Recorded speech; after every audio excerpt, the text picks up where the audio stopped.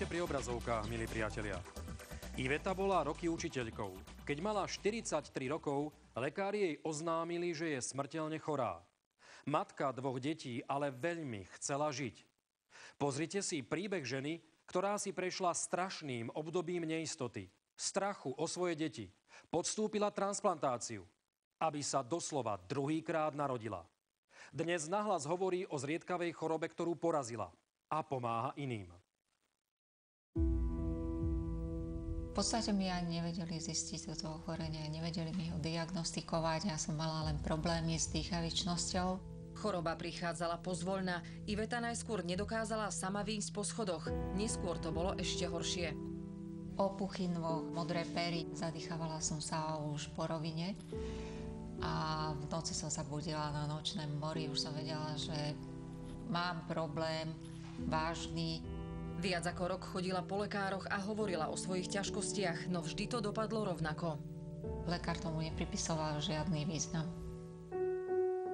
To je problém tohto ochorenia, že vlastne samotné ochorenie sa zisťuje v pokročilých štádiách, pretože tie prvé znaky, tá dýchavica pri námahe sa môže prejaviť už u mladých ľudí, ale častokrát sa ten pacient odbije v ambulancii, že vy ste predsa mladí, vy nemôžete mať ťažkosti s dýchaním.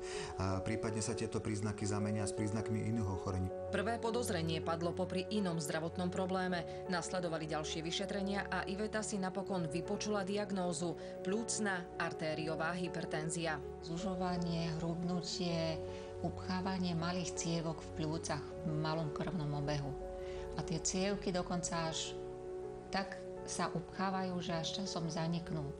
Človek nevládze dýchať. Dochádza k zužovaniu a strate tohto cievneho riečiska a táto srdcová pumpa, táto pravá komora má veľký problém vytlačiť rovnaké množstvo krvi cez toto plúcne riečisko.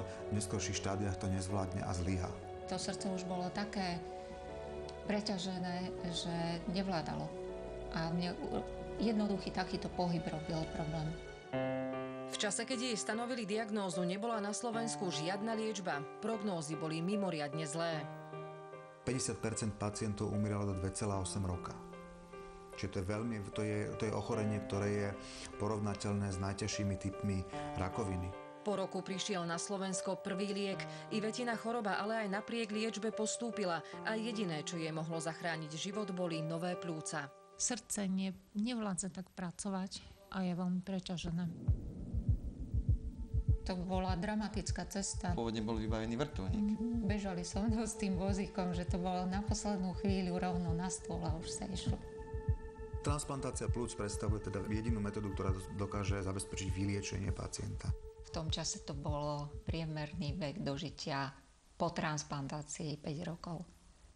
Operovali ju vo Viedni, u nás transplantácie pľúc nerobia.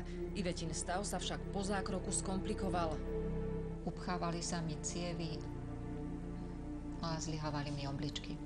Týždeň bola v umelom spánku a museli ju viackrát operovať. Keď sa prebrala, nespoznala vlastnú rodinu.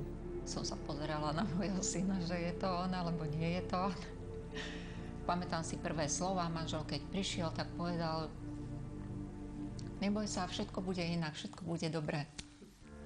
Ja som vlastne aj na tú transplantáciu išla s tým, že jedna jediná možnosť je a to prežiť. Rozprávať nevedela, takže niečo ukázať, ale to sa jej tak ruky triasli, že nevedeli sme, čo nám chce povedať. Hádali, že A, B, C, všetko vlastne som začínala prakticky od začiatku. Transplantácia Ivete zachránila a zmenila život. Do školy sa už vrátiť nemohla, berie totiž lieky na potlačenie imunity a musí sa vyhýbať infekčnému prostrediu. Ja som bola rok na úrade práce, čo som hľadala prácu nejakú.